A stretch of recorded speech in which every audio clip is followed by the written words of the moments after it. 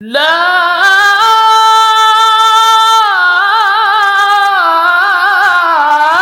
إله إلا الله والله أكبر.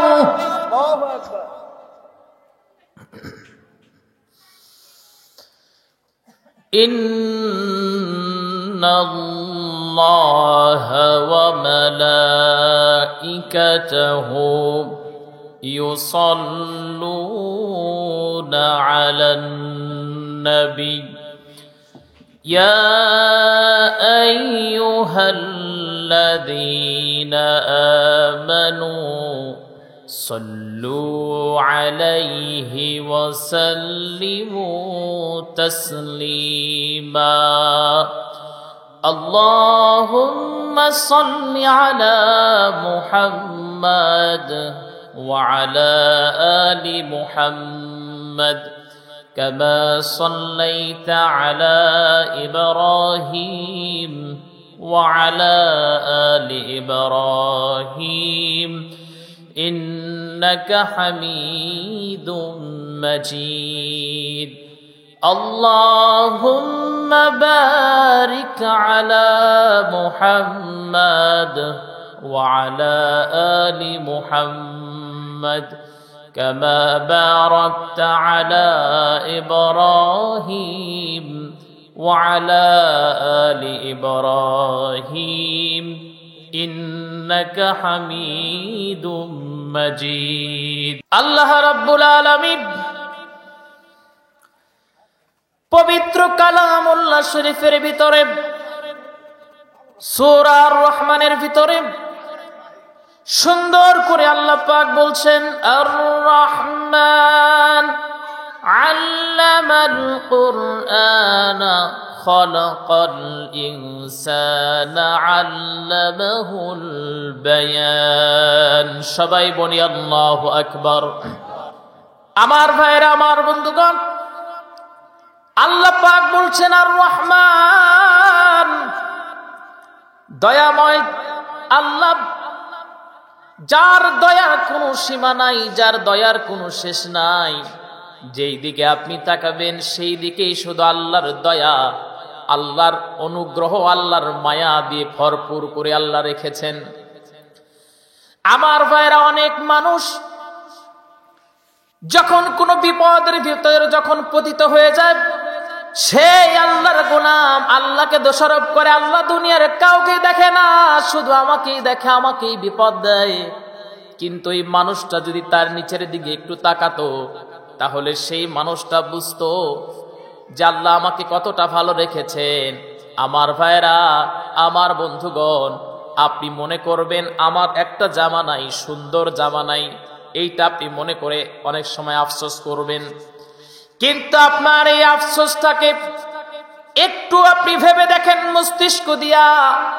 অনেক রাস্তায় ভিক্ষুককে দেখা যায়, বিশেষ করে রাতের বেলায় যখন আমরা প্রোগ্রাম থেকে যখন বাড়িতে ব্যাক করি, ঠিক ওই সময় দেখতে পারি রাস্তার ভিতরে কুকুরের উপরে পা দিয়া এমন কিছু ছোট ছোট বাচ্চা বা মহিলা ঘুমায়, যাদের তেমন কোনো জামা কাপড় নাই, তেমন কোনো কম্বল নাই, জাস্ট কোন রকম খুব কম দামি নোংরা জাতীয় কিছু কম্বল, একটা কম্বল গায়ে দিয়ে আছে। আমার ভাইয়েরা, তখন আমি আমার নিজের ভিতরে আর কোনো অভিযোগ পাই নাই, শুকরিয়ায় আমার সিজদা করতে ইচ্ছা করে তখন যখন এই সকল মানুষগুলোকে দেখি। আল্লাহ পাক এছাড়াও দেখেন আমাদের কত ভালোবেসেছেন। আল্লাহ পাক এত কিছু দিয়া আমাদের পরিপূর্ণ করে দিয়েছেন, যেই দিকে আপনি তাকাবেন সেই দিকেই শুধু আল্লাহর নেয়ামত খুঁজে পাবেন। জোরে কোন সুবহানাল্লাহ। আমার ভাইরা, আমার বন্ধুগণ, এই জন্য আল্লাহ পাক বলেন কুল লাউ কানাল বাহরু মিদাদান লিকালিমাতি রাব্বি লানাফিদাল বাহরু ক্বাবলা আন তাগফাদা কালিমাতু রাব্বি ওয়ালাউ জিনা বিমিসলিহি মাদাদা। সবাই বলি আল্লাহু আকবার।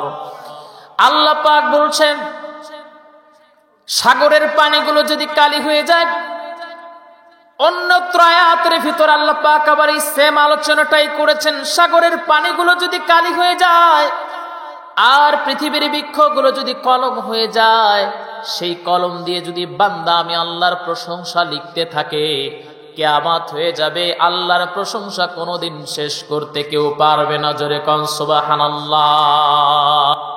যদি সব সাগরের জল কালি হতো, পৃথিবীর সব গাছ লিখনি হতো, আর সারাটি জীবন যদি লিখে যেতাম, তবে তোমার দয়ার কাহিনী লেখা শেষ হবে না।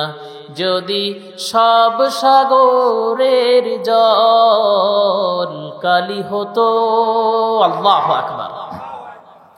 আমার ভাইরা, আমার বন্ধুগণ, একটা বারের জন্য আপনি চিন্তা করে দেখেন, আল্লাহ পাক কুরআন আল কারীমের ভিতরে বলেন, বান্দা তার খাবারের দিকে একটু লক্ষ্য করুক। খাবারের দিকে আপনি লক্ষ্য করেন, আল্লাহ পাক কত রকমের খাবার আমাদের জন্য তৈরি করেছেন। পৃথিবীর এই খাবার কেউ বানায় নাই, বরঞ্চ এই খাবারগুলো একমাত্র রব্বে কারীম তার বান্দার জন্য বানিয়েছেন। জোরে কোন সুবহানাল্লাহ। الذي جعل لكم الأرض فراشا والسماء بناء وأنزل من السماء ماء فأخرج به من الثمرات رزقا لكم فلا تجعلوا لله أندادا وأنتم تعلمون। সবাই বলি আল্লাহু আকবার। আমার ভাইয়ের, আল্লাহ পাক বলেন, ওই আসমান থেকে তোমাদের জন্য পানি বর্ষণ করে, আসমান থেকে পানি বর্ষণ করে এই জমিনের ভিতর থেকে আমার আপনার জন্য, গবাদি পশুদের জন্য পৃথিবীতে খাবার, প্রত্যেকটা পানির জন্য ওই আসমান থেকে পানি বর্ষণ করে জমিনের ভিতর থেকে প্রত্যেকটা পানির খাবারের যিনি সুব্যবস্থা করেন, সবাই বলেন তিনি কে? সবাই আর একটু জবান খুলে বলেন তিনি কে? আমার ভাইয়ের, আমার বন্ধুগণ, পৃথিবীর কেউ আল্লাহর তৈরিকৃত জিনিস কখনো বান্দারা বানাতে পারবে না। চীনরা বানিয়েছে, চাল তৈরি করছে প্লাস্টিকের চাল। আমার ভাইরা, আবার মাংস মানে গোস্ত তারা তৈরি করছে। চীন কিন্তু গোস্ত তৈরি করছে, নকল ডিম তৈরি করছে, নকল খাবার তৈরি করছে, চাল তৈরি করছে। সবাই বলেন আল্লাহ পাক যেমন নিয়ামত দিয়ে, আল্লাহ পাক দয়া করে যেমন চাল উৎপন্ন করেন, যেমন ডিম উৎপন্ন করেন, যেমন গোশত আল্লাহ পাক দিয়েছেন, সবাই বলেন পৃথিবীর মানুষেরা কি সেই রকম বানাতে পারবে নাকি? কেউ বানাতে পারবে? আমার ভাইরা, আমার বন্ধুগণ, আল্লাহ পাক বলছেন, আল্লামাল কুরআন, সেই আল্লাহ যিনি কোরআন শিক্ষা দিয়েছেন। কোরআনের মতো শ্রেষ্ঠ এমন কিতাব আর দুনিয়াতে নাই। এই পৃথিবীতে একটা কিতাব সবচেয়ে বেশি পাঠ করা হয়, সকালে পাঠ করা হয় অল টাইম, 24টা ঘন্টাই বান্দারা কোরআন তেলাওয়াত করে, একটা সেকেন্ডের জন্য কোরআন তেলাওয়াত বন্ধ হয় না। আপনারা জেনে তাজ্জব হবেন, এই পৃথিবীতে প্রত্যেকটা সময়ে কিন্তু আজান হয়। তার কারণটা হলো, যেমন আমাদের দেশে সময়ের কিন্তু কিছু হেরফের আছে, মানে আমাদের চেয়ে ইন্ডিয়াতে কিন্তু 2 ঘন্টা ওদের পিছানো। এমন করে পুরো পৃথিবীতেই আল্লাহ পাক আযান চালু রেখেছেন। আল্লাহু আকবার, আল্লাহু আকবার। আল্লাহ সবচেয়ে বড় এই ধ্বনিটা উচ্চারিত হয় 24টা ঘন্টার প্রত্যেকটা সেকেন্ড, প্রত্যেকটা মিনিট বান্দারা আল্লাহর বরত্ব প্রকাশ করে, ঠিক কিনা? আমার ভাইরা, তার মধ্যে এই কিতাবটা হলো, এই কিতাবের মতো শ্রেষ্ঠ এমন কোন কিতাব আমি পাই নাই, দুনিয়ার কেউ পাবে না। ছোট্টবেলা থেকে শুরু করে 1500 বছর আগে আল্লাহ পাক এই কোরআনটাকে নাজিল করেছেন। সবাই বলেন, অনেকেই নাটক দেখতে পছন্দ করে, অনেকেই ছবি দেখতে পছন্দ করে, হিন্দি ওয়েব সিরিজ দেখতে পছন্দ করে, অনেকেই পর্নোগ্রাফি দেখতে পছন্দ করে। আমার ভাইয়েরা, যত মনোরম দৃশ্য আপনি দেখেন না কেন, যত অশ্লীল দৃশ্য আপনি দেখেন না কেন, একটা 2 থেকে 3 বার দেখলে কিন্তু বিরক্ত লেগে যায়। এমনকি নিজের বউ, ওরে যদি আপনি 5-6 মাস দেখেন, তারপর আর ভালো লাগে না, ঠিক কিনা? আমার ভাইয়েরা, আমার বন্ধুগণ, ছোট্টবেলা থেকে মাদ্রাসায় আমি পড়েছি। আজ পর্যন্ত 25-26 বছরের এই বয়সে আল্লাহর কসম, কোরআন নিয়ে যতই আমি পড়াশোনা করি ততই যেন নতুনত্ব খুঁজে পাই। এমনকি যদি বলা যায় সূরা ফাতিহা আমার এই ছোট্ট জীবনে কতবার তেলাওয়াত করেছে আমি বলতে পারবো না। আল্লাহর কসম করে বলতেছি, ওয়াল্লাহি বিল্লাহি তাল্লাহি, সূরা ফাতিহা আজ পর্যন্ত আমার কাছে পুরান মনে হয় না। আল্লাহু আকবার। তার কারণটা কি? তার কারণটা হলো কোরআনের মুজিজা আছে না নাই? সবাই বলেন আছে না নাই? আছে। আল্লাহ রাব্বুল আলামিন বলেন, ইন্নামাল মুমিনুনা আল্লাযীনা ইযা যুকিরাল্লাহু ওয়াজিলাত কুলুবুহুম ওয়া ইযা তুলিয়াত আলাইহিম আয়াতুহু যাদাতুহুম ঈমানাও ওয়া আলা রাব্বিহিম ইয়াতাওয়াক্কালুন। সবাই বলি আল্লাহু আকবার। আমার ভাইয়েরা, আমার বন্ধুগণ, মুমিনের ইমানের ব্যাটারিটা যখন দুর্বল হয়ে যায়, তখন সে কোরআন থেকে তেলাওয়াত যদি করে, আল্লাহ পাক কোরআনের ব্যাটারিটা, তার ইমানের ব্যাটারিটা আল্লাহ পাক ফুল চার্জ করে দেন। জোরে কোন সুবহানাল্লাহ। যাদাতহুম ঈমানা, তার মানে ইমানটা আল্লাহ পাক বৃদ্ধি করে দেন। তাহলে কোরআন বেশি বেশি পড়ার দরকার আছে না নাই? সবাই বলেন আছে না নাই? ছোট্টবেলায় দেখতাম, সকালবেলায় আমার মা, আমার চাচিরা, আমার ফুপুরা, আমার আশেপাশের মানুষদের মেয়েদেরকে গুনগুন করে কোরআন তেলাওয়াত যে হতো, এটা কিন্তু আমি নিজেও শুনেছি, তখন ছোট ছিলাম। কিন্তু এখন আশেপাশ দিয়ে যদি যাওয়া যায়, আমার বাড়ি থেকে বের হয়ে বাড়ির অন্য বাড়ির আশেপাশ দিয়ে যখন আমি বাহিরে যাই, তখন একটা জিনিস পাই, বেশিরভাগ বাড়িগুলোতে স্টার জলসা, G+G গোল্ড চলে, মানে নাটক চলে, হিন্দি ছবি চলে, নাটক চলে, আছে না নাই?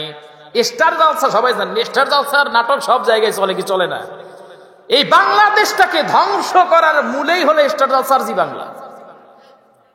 এই নাটকগুলোতে একটা ভালো জিনিস দেখানো হয় না, খালি মানে বউ শাশুড়ির যুদ্ধ, মানে গন্ডগোল কিভাবে বাজানো যায়, কিভাবে ওটা গন্ডগোল লেগে আছে, মানে ওরা যে মিলে আছে এইটা নাই, এইটা ওখানে দেখানো হয় না।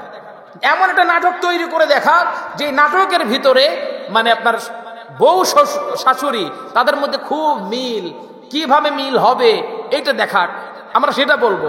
কই না, সেরকম তো দেখি না কিছু। আমার ভাইয়ের, আমার বন্ধুগণ, এই জন্য বেশি বেশি কোরআন তিলাওয়াত করেন, ইমানটাকে আল্লাহ পাক বাড়িয়ে দিবেন। নবীজির একজন প্রিয় সাহাবী ছিলেন, যিনি বেশি বেশি কোরআন তেলাওয়াত করতেন। নবীজি নিজে বলেছেন, তোমরা যদি কোরআন তেলাওয়াত শিখতে চাও তাহলে আব্দুল্লাহ ইবনে মাসউদের কাছ থেকে কোরআন তেলাওয়াত শিখো, কারণ আব্দুল্লাহ ইবনে মাসউদ সুন্দর কোরআন তেলাওয়াত করে। জোরে কোন সুবহানাল্লাহ। আমার ভাইরা, আমার বন্ধুগণ, এই কোরআনটাকে আল্লাহ পাক নিজে বানিয়েছেন। এই কোরআনের কথাগুলো আল্লাহর কথা। আমার আপনার নবীজি সাহাবায়ে কেরামদের নিয়ে বসেছিলেন। ঠিক এমন সময় একটা ইহুদি আসলো আর নবীজির সামনে দাঁড়িয়ে বলল, মুহাম্মদ, আমাদের নবী মুসা কালিমুল্লাহ, তার নামের শেষের লকবটা হলো কালিমুল্লাহ, কারণটা হলো সে আল্লাহর সঙ্গে কথা বলেছে। ও মুহাম্মদ, তুমি কি আল্লাহর সঙ্গে কথা বলো নাকি ডাইরেক্ট কথা বলো নাকি? এই কথা বলে সে চলে গেল। নবীজি কিছুই বললেন না। হযরত ওমর রাদিয়াল্লাহু তাআলা আনহু মনটা খারাপ করে তিনি আছেন। নবীজি ডেকে বলল, ওমর, মনটা খারাপ কেন? হযরত ওমর রাদিয়াল্লাহু তাআলা আনহু ডেকে বললেন, হে রাসূল, এই ইহুদি যে বলে গেল মুসা কালিমুল্লাহ, আল্লাহর সঙ্গে কথা বলেছেন, তিনি আমাদের নবী, আমরা গর্ববোধ করি। কিন্তু হে রাসূল, আপনি তো তাহলে আপনাকে ছোট করে সে চলে গেল, আপনি কি আল্লাহর সঙ্গে কথা বলেন না? যখন ওহী নাজিল হলো, আল্লাহর নবী জানিয়ে দিয়ে বললেন, ওমর, আমি শুধু একা নয়, আমার প্রত্যেকটা গুনাহগার উম্মতের আল্লাহর সঙ্গে কথা বলবে। জোরে কোন সুবহানাল্লাহ। যখন বান্দারা কোরআন তেলাওয়াত করবে, আল্লাহ পাক প্রত্যেকটা আয়াতের অ্যানসার দিবে। বান্দা কোরআন তেলাওয়াত করবে, আল্লাহ পাক অ্যানসার দিবে। আমার ভাইয়েরা, আমার বন্ধুগণ, কোরআন তেলাওয়াত করা মানে হলো আল্লাহর সঙ্গে কথা বলা, আর হাদিস পাঠ করা মানে হলো নবীজির সঙ্গে কথা বলা। জোরে কোন সুবহানাল্লাহ। আমার ভাইয়েরা, আমার বন্ধুগণ, এই কোরআনটাকে আল্লাহ পাক নিজে হেফাজত করবেন। কত কাফের বেঈমানেরা ইসলামকে নির্মূল করতে চেয়েছিল, নির্মূল করতে পারে নাই, ইসলামটারে ধ্বংস করতে পারে নাই, কোনোদিন পারবেও না। আপনি কি মনে করেছেন নাকি আজও ইসলামের বিপক্ষে কাজ হয় না? Lakh crore million billion trillion টাকা ইসলামের বিপক্ষে তারা কাজে লাগাচ্ছে, আমেরিকা, ইসরায়েল। কিভাবে ইসলামকে ধ্বংস করা যায়, কিভাবে কোরআনকে ধ্বংস করা যায়, একটা জিনিস আপনি বুঝেন। সাধারণ মানুষ আপনারা এখানে সবাই বুঝবেন। বিদেশে, সুইডেনে বলেন, ফ্রান্সে বলেন, কোরআনকে মাঝে মাঝে পুড়িয়ে ফেলা হয়। আচ্ছা, আপনারা কি কোনোদিন শুনছেন নাকি হিন্দুদের গীতা কোনোদিন পোড়ানো হয়েছে? শুনছেন কেউ? হ্যাঁ, খ্রিস্টানদের বই পড়ানো হয়েছে, বাইবেল কোনোদিনও পড়ানো হয় নাই। ত্রিপিটক কোনোদিন পড়ানো হয়েছে না? পড়ানো হয় নাই। তাহলে কেন কোরআনটাকে পড়ানো হয়? কারণ কাফের বেঈমানেরা জানে এই কোরআন থেকে তারা সকল ধরনের থিওরি তারা গ্রহণ করে, বিজ্ঞানের সকল থিওরি তারা পায়। কিন্তু এই কোরআন, কিন্তু তারা জানে কোরআনের আইন কখনো বাস্তবায়ন হতে দেওয়া যাবে না। এই জন্য তারা কোরআন পড়ায় মুসলমানদের কলিজায় আঘাত ধরাতে চায়। আমার ভাইয়েরা, সর্বোপরি মুসলমান নামক কিছু মুনাফিক আছে যারা চায় কোরআনের আইন যাতে বাস্তবায়ন না হয়। কারণ কোরআনের আইন যদি বাস্তবায়ন হয়ে যায়, আল্লাহর কসম, যারা অর্থ সম্পদ লুট করে বিদেশে পাচার করে তাদের হাত কেটে দেওয়া হবে। ঠিক কিনা? আমার ভাইয়ের, আপনাদের সাজাদপুর ভালো, কিন্তু আমাদের ওই জায়গায় করোনার ভিতরে কন্ট্রোলের চাল আছে না, কন্ট্রোলের চাল কিন্তু কোনো ফকিরও খায় না। ওই কন্ট্রোলের চাল কিন্তু মুরগি, এই যে হাঁস, এদের খাওয়ানো হয়। তুলে নিয়ে আসে, ঠিক খাওয়াই হলো মুরগি আর হাঁসকে। এই করোনার ভিতরে কন্ট্রোলের যে চাল আসছিল, আমাদের ওই দিককার এক নেতা কমপক্ষে 50 বস্তা নিজের গুদামের ভিতরে আত্মসাৎ করছে। জোরে কোন সুবহানাল্লাহ, সুবহানাল্লাহ। কন্ট্রোলের চাল হাঁস মুরগি খায়, সেটাও চুরি করা লাগবে? আমার ভাইরা, আমাদের কপালটা খারাপ। শেষ হলো সোনার বাংলাদেশ। এখন দেখা যায় চোর আর বাটপার গুলো অন্য কিছু পায় না, ব্রিজের ভিতরে রডের বদলে দেয় বাঁশ। আছে না নাই? সবাই কোন আছে না নাই? তারা আবার চায় কোরআনের মাহফিল বন্ধ করার জন্য। যেমন আবু জেহেল বলেছিল, ওয়াকালাল্লাযীনা কাফারু লা তাসমাউ লিহাযাল কুরআন, কোরআনটাকে বন্ধ করে দাও। কারণ কোরআন যদি মানুষ জানে, কোরআন যদি মানুষ পড়ে, তাহলে মানুষ আর অশিক্ষিত থাকবে না, মূর্খ থাকবে না। তখন তার সকল বিষয়ে তারা জেনে যাবে। তাহলে কোরআনটাকে বন্ধ করে দাও। এই জন্য ওয়াজ মাহফিলে কিন্তু কোনো বন্ধ করা হয় না। কখনো দেখেন নাই যে ওয়াজ মাহফিল, আওয়াজের মাহফিল, এই জায়গায় কোরআন বন্ধ নাই, কিন্তু তাফসীর মাহফিল যেখানে, সেখানে কোরআন 144 দ্বারা জারি আছে। আমার ভাইয়েরা, যদিও তারা এই কোরআনটাকে ধ্বংস করতে চায়, পারবে না। কারণ আল্লাহ পাক নিজে বলেছেন, ইন্না নাহনু নাযালনা যিকরা ওয়া ইন্না লাহু লাহাফিজুন। সবাই বলি আল্লাহু আকবার। যদি আগুন লেগে ধ্বংস হয়ে যায়, ধ্বংস হয়ে যায়, যদি আগুন লেগে ধ্বংস হয় পৃথিবীর সব বইয়ের দোকান, তবে বিশ্ব থেকে হারাবে না পবিত্র কোরআন। কি করে করবে কোরআন ধ্বংস? আগুনের তেজ আছে বিশ্ব ভরা, লক্ষ লক্ষ কোরআনের হাফেজ। তারা ছাপিয়ে আসমানি গ্রন্থ বাঁচাবে কোরআনের মান, বিশ্ব থেকে হারাবে না পবিত্র কোরআন। ঠিক কিনা আমার ভাইরা, আমার বন্ধুগণ? এই গানটা যিনি লিখেছিলেন তিনি কিন্তু একজন হিন্দু, নাম তার নকুল কুমার বিশ্বাস। আমার ভাইরা, এই কোরআনের সংস্পর্শে আসলে আল্লাহ পাক সেই জিনিসের দাম বাড়ায় দেন। সেটা হোক প্রাণী, মানে প্রাণী বলতে মানুষ। মানুষ যদি কোরআনটাকে সিনায় লাগায়, কোরআনটাকে যদি মানুষ যদি বুকের ভিতরে ধারণ করে, মানুষ যদি অন্তরের ভিতরে সিনার ভিতরে যদি ধারণ করে, তাহলে সেই মানুষের দামটা হয়ে যায় হাফেজ, নাম হয়ে যায়, মানে কোরআনের হাফেজ, তার দাম বেড়ে যায়। আমার ভাইরা, আমার বন্ধুগণ, এই কোরআনের সঙ্গে যদি কোনো রিহালকে রাখা হয়, কাঠ যেটার কোনো দাম ছিল না, সেই কাঠটাকে যদি কোরআনের রিহাল বানানো হয়, তাহলে সবাই বলেন আপনার সোফাতে যদি 5-10 বার পাড়াও লাগে, যদি 1 লক্ষ টাকা দামের সোফা 5-10 বার পাড়া লাগছে, গুড়ি লাগছে, পা দিয়ে লাথি মারছেন, সবাই বলেন চুমা খাবেন নাকি? কিন্তু ছোট্ট একটা কাপ, এই রিহালটাকে যদি একটু কোনো প্রকারের পায়ের সঙ্গে লেগে যায়, সবাই কিন্তু চুমো খান। আবার একটু বিশ্বাস করবেন, অবশ্যই করা দরকার, যে কাপড়টার কোনো দাম ছিল না, দোকানের কোনায় পড়েছিল, সেই কাপড়টা নিয়ে আসতেন, আস্তে করে সাবান দিয়ে পরিষ্কার করলেন, গুঁড়া সাবান দিয়ে সেটাকে পরিষ্কার করলেন, ওয়াশিং মেশিনে হাত দিয়ে পরিষ্কার করে আপনি যখন সেইটা যখন কোরআনের যখন কাগজ বানালেন, কোরআনের যখন জামা আপনি বানালেন, গিলাফ যখন বানালেন, সবাই বলেন ওই জামাটুকু দিয়ে, কোরআনের জামা দিয়ে কি 2 লাখ টাকা দামের সোফা কোনোদিন মুছবেন নাকি? কোনোদিন মুছবেন না। তার কারণটা হলো, কোরআনের সঙ্গে যদি আপনার দেহটা লেগে যায়, তাহলে আপনি যেমন সম্মানিত হবেন, কোরআনের সঙ্গে যেই লাগবে তাকেই আল্লাহ পাক তার দাম বাড়ায়া দিবেন। জোরে কোন সুবহানাল্লাহ। আমার ভাইরা, আমার বন্ধুগণ, আমার আপনার নবীজি সাইয়্যিদুল কাওনাইন বিশ্ব নবীজি একদিন আব্দুল্লাহ ইবনে মাসউদ রাদিয়াল্লাহু তাআলা আনহুকে ডেকে বললেন, তোমাদের মাঝে কে কেউ আছো নাকি যে কোরআন তেলাওয়াতটা কাবা শরীফের কাছে গিয়ে করতে পারবে, এমন কি কেউ আছে নাকি? যুবক সাহাবী তখন পর্যন্ত মুখ উঠে নাই, দাড়ি গজায় নাই, সেই যুবক আব্দুল্লাহ ইবনে মাসউদ রাদিয়াল্লাহু তাআলা আনহু নবীজির সামনে দাঁড়ালেন, আর দাঁড়িয়ে বলছেন, হে রাসূল, আপনি যদি আমারে অনুমতি দেন নবীজি, আমি কোরআন তেলাওয়াত করতে চাই, আল্লাহর ঘরের কাছে কোরআন তেলাওয়াত করব, আল্লাহর কিতাব থেকে আল্লাহর ঘরের কাছে তেলাওয়াত করব, এর চেয়ে সুন্দর বিষয় আর হতে পারে না। এত সুন্দর একটা বিষয়, হে রাসূল আমাকে অনুমতি দেন। নবীজি বললেন, না, আমি পরীক্ষা করে দেখলাম যে তোমরা এখনো সেই সাহসটা তোমাদের ভিতরে হয়েছে নাকি, আমি এটা তোমাদের সঙ্গে একটু পরীক্ষা করে দেখলাম। সাহাবী বলে, নবীজি আপনার পবিত্র জবান থেকে হয়েছে, বাস্তবায়ন আমি অবশ্যই করব।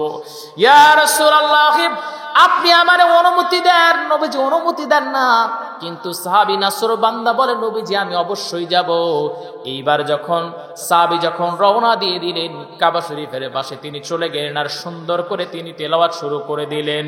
সবাই বলেন আর রহমান আল্লামাল কুরআন খালাকাল ইনসানা আল্লামাহুল বায়ান। সবাই বলে আল্লাহু আকবার। এমন করে যখন সুললিত কণ্ঠে সুন্দর করে যখন তিনি কোরআন তেলাওয়াত করতেছিলেন, কাফের বেঈমানেরা চলে আসলো, তারা কোরআন তেলাওয়াত শুনে মুগ্ধ হয়ে গেল। কারো মুখে কোনো কথা নাই, কারো কোনো নড়াচড়া নাই। ঠিক এমন সময় আবু জেহেল সেই জায়গায় আগমন করলো, আর আগমন করে আবু জেহেল দেখলো যেভাবে কাফেররা, আমার অনুসারীরা যেভাবে কোরআন তেলাওয়াত শুনছে, আব্দুল্লাহ ইবনে মাসউদ যেমন করে কোরআন তেলাওয়াত করছে, এমন করে চলতে থাকলে একটা পর্যায়ে গিয়ে তারা পাগল পারা হয়ে তারা মুসলমান হয়ে যাবে, মুহাম্মাদের উপর ঈমান আনবে। এইবার আবু জেহেল পিছন দিক থেকে গিয়া আব্দুল্লাহ ইবনে মাসউদ রাদিয়াল্লাহু তাআলা আনহুর কানের উপরে যখন আঘাত করলেন, কানের তালা ফেটে গেল, কান দিয়ে রক্ত বের হতে লাগলো। আব্দুল্লাহ ইবনে মাসউদ রাদিয়াল্লাহু তাআলা আনহু তিনি কোরআন তেলাওয়াত বন্ধ করে হাতটা কানের কাছে দিয়ে, হাতটা যখন দেখলেন কান থেকে রক্ত বের হচ্ছে, নবীজির প্রিয় সাহাবী ইয়াং যুবক মানুষ, তিনি ডেকে বললেন, ও আবু জেহেল, তোমার মক্কায় এখন ক্ষমতা, এই জন্য তুমি আমার কানের তালা ফাটাইয়া দিলা রে আবু জেহেল। একটা সময় পর যখন আল্লাহ পাক আমাদের ক্ষমতা দিবেন, ওই তোমার ক্ষমতার চাবি যেদিন আমাদের হাতে চলে আসবে সেদিন একটা নয় দুটো কানের তালা আমি আব্দুল্লাহ ইবনে মাসউদ তোমার ফাটায়া দেব। জোরে কান সুবহানাল্লাহ। আমার ভাইরা, আমার বন্ধুগণ, আমার নবীজির দিকে, আমার আপনার নবীজির দিকে দেখেন। নবীজির চাচা আবু লাহাবও কিন্তু পাথর নিক্ষেপ করেছিল। নবীজি বড় পাহাড়ের উপর উঠলেন, আর নবীজি ওই সময়কার বিজ্ঞান নবীজি ওই সময় লাল পতাকা উড়ালেন। নবীজি লাল পতাকা উড়ানো মাত্রই বা জোরে সাউন্ড করলেন। যখন সবাই চলে আসলো, নবীজি বললেন, আমি যদি বলি তোমাদের পিছন দিক থেকে একটা শত্রু দল তোমাদেরকে আক্রমণ করতেছে, তোমরা কি মানবা নাকি? সবাই এক বাক্যে বলল, আল আমিন। যেহেতু তোমাকে আল আমিন বলি, কখনো তুমি মিথ্যা কথা বলবা না, তুমি সত্যবাদী, কখনো মিথ্যা বলো না, তুমি হলা সত্যবাদী। ও মুহাম্মদ, কেন বিশ্বাস করব না? নবীজি বললেন, তাহলে আমি তোমাদের কালেমার যে দাওয়াতটা দিচ্ছি সেই দাওয়াতটা কেন তোমরা মেনে নিচ্ছ না? দাওয়াতটা মেনে নাও, দুনিয়াতে সফলতা অর্জন করবে, আবার আখিরাতেও সফলতা অর্জন করবে। রব্বানা আতিনা ফিদ দুনিয়া হাসানাতাও ওয়া ফিল আখিরাতি হাসানাতাও ওয়া কিনা আযাবান নার। সবাই বলি আল্লাহু আকবার। আমার ভাইরা, আমরা দোয়া করি, আল্লাহ দুনিয়াতে কল্যাণ দেন, আখিরাতে কল্যাণ দেন, জাহান্নামের আগুন থেকে আমাদের মুক্তি দেন। সবাই বলেন আল্লাহুম্মা আমিন। আমার ভাইরা, আমার বন্ধুগণ, নবীজির চাচা আবু লাহাব ওই সময় ছিল। নবীজির দিকে তাকালো, হাতে তিনি একটা পাথর তুললেন। তিনি এইবার হাত দিয়ে নবীজির দিকে পাথরটা মারলেন। পাথরটা নবীজির গায়ে লাগে নাই, নবীজির দেহে লাগে নাই। আমার আপনার নবীজির সঙ্গে বেয়াদবি করার কারণে, নবীজির দিকে পাথর নিক্ষেপ করার কারণে আল্লাহ পাক সূরা লাহাব নাযিল করলেন। আল্লাহ পাক জানালেন, তাব্বাত ইয়াদা আবি লাহাবি ওয়া তাব্বা মা আগনা আনহু মালুহু ওয়া মা কাসাব সায়াসলা নারান যাতা লাহাবি ওয়া ইমরাআতুহু হাম্মালাতাল হাতাব ফি জিদিহা হাবলুম মিন মাসাদ। সবাই বলি আল্লাহু আকবার। আমার ভাইরা, আমার বন্ধুগণ, একটা হাত দিয়ে নবীজির দিকে পাথর নিক্ষেপ করেছিল, কিন্তু আল্লাহ রাব্বুল আলামিন কোরআন আল কারীমের ভিতরে এই সূরাটা নাজিল করে জানিয়ে দিলেন, আবু লাহাবের দুটি হস্তদ্বয় ধ্বংস হয়ে যাক।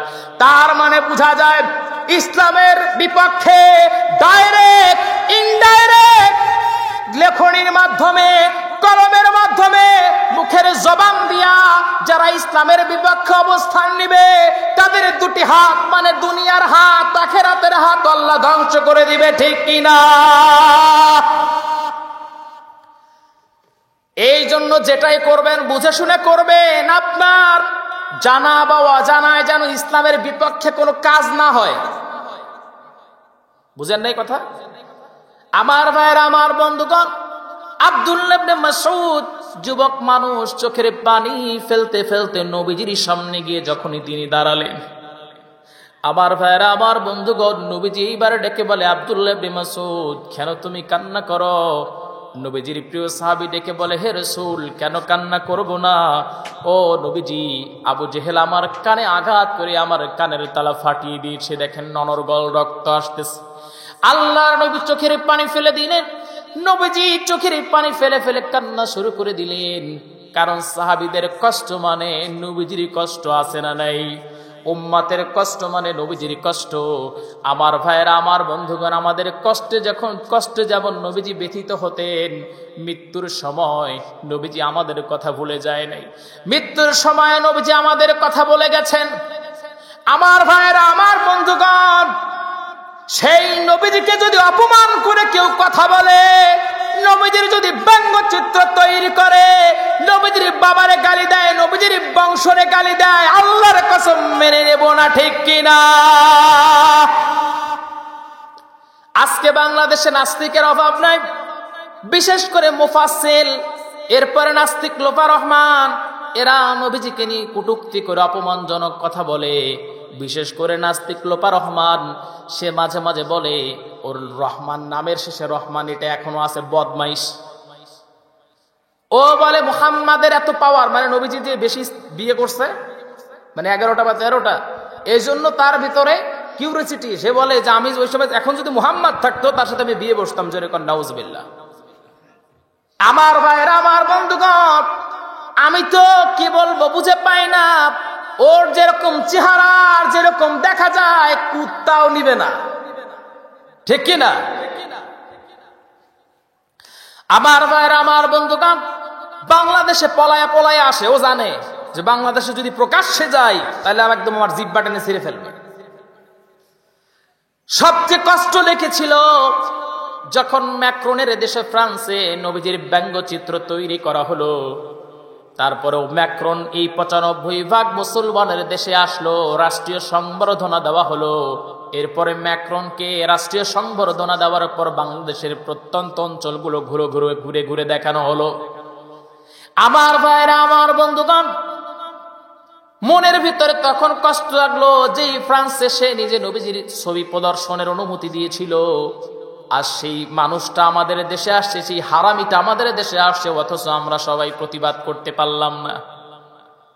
আমার ভাইয়েরা, আমার বন্ধুগণ, তবে এইরকম দিন থাকবে না। অচিরে ইমাম মাহদী আলাইহিস সালাতু ওয়াস সালাম আসবেন, আর ইসলামের পতাকা পতপত করে বিশ্বের বুকে উড়বে, ঠিক কিনা?